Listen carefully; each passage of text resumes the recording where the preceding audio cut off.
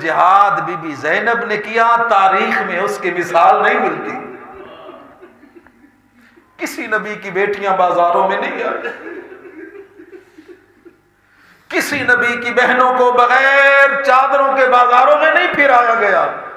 آیت اللہ جعفر سبحانی نے be be زینب کی سیرت میں لکھا 3.5 سال کا سن ہے, نبی پاک روزانہ آئے تطہیر پڑھتے تھے در زہرا پر آ کر, اور اپنے چاہنے والوں کو بتاتے تھے لوگو میرے اہل بیت وہ نہیں میں جہاں سے آ رہا ہوں, میرے اہل بیت وہ ہیں جہاں آئے تطہیر پڑھ رہا ہوں.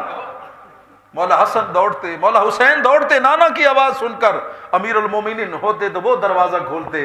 ایک دن پیغمبر حیران ہوئے, آج دروازہ بی بی زینب نے کھولا ہے. میری بچی تو دروازے پر کیوں آئی ہے؟ نانا رات کو میں نے خواب دیکھا ہے. اس کی تعبیر پوچھنے کے لیے اتنی بے چین تھی. اما زہرا نے کہا ہے میری بچی جا نانا کو سلام بھی کر, خواب کی تعبیر بھی پوچھ لے. میری بچی تو نے کیا خواب دیکھا ہے؟ نانا رات کو میں نے خواب دیکھا ہے لق و دق صحرا میں زینب اکیلی کھڑی ہوئی ہے, اتنی آندھی چلی. نانا میں نے دیکھا ایک بہت بڑا درخت ہے, میں اس کی پناہ میں چلی گئی, اندھیری اتنی تیز تھی وہ درخت بھی اکھڑ گیا. میں نے دور دراز دیکھا ایک اور درخت نظر آیا, اس کے سائے میں گئی. نانا تھوڑی دیر بعد وہ درخت بھی گر گیا, اور درخت کے سائے میں گئی, پناہ میں گئی, وہ درخت بھی گر گیا. پیغمبر رو کر فرماتے ہیں جو پہلا درخت گرا وہ تیرا نانا محمد تھا. کچھ عرصے کے بعد تو یتیم ہو جائے گی نانا کی شفقت سے. دوسرا درخت تیری ماں فاطمہ زہرا تجھ سے بچھڑ جائے گی. تیسرا تیرا بابا علی تجھ سے بچھڑ جائے گا. چوتھا درخت تیرا بھائی حسن بھی تجھ سے بچھڑ جائے گا. نانا جو 5واں درخت تھا نا وہ خالی اکھڑا نہیں ہے, اس کے ٹکڑے ٹکڑے ہو گئے. نانا اس خواب کی کیا تعبیر ہے؟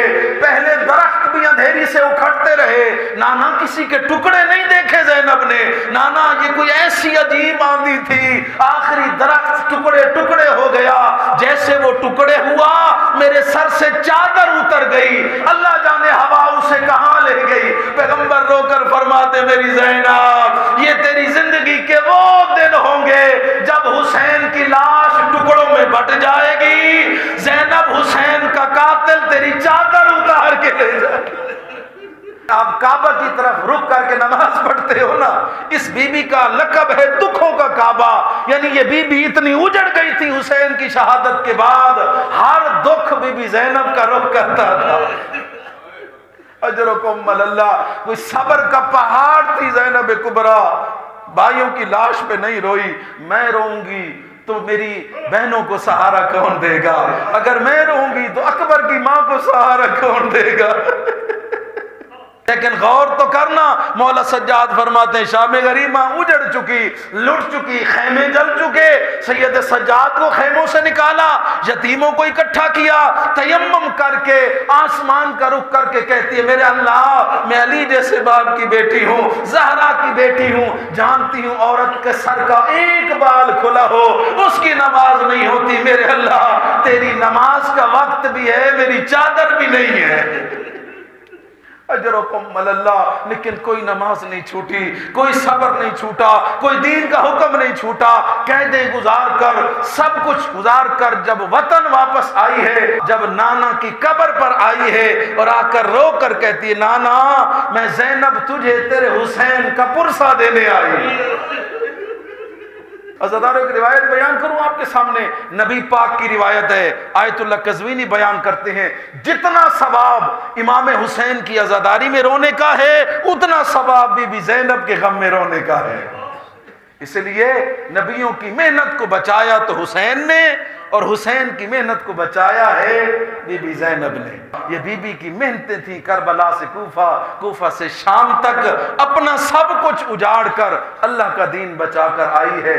اولاد والو, بیٹیاں اپنے دکھ بابا کو نہیں بتاتی, بھائیوں کو نہیں بتاتی, لیکن جب ماں سے ملاقات ہوتی ہے نا, اجرکم اللہ, آخری جملہ اللہ آپ کی عبادت کو قبول فرمائے, بیٹیاں سارے درد ماں کو بیان کرتی ہیں. نانا کو بتایا, بھائی حسن کو بتایا, لیکن جب ماں زہرا کی قبر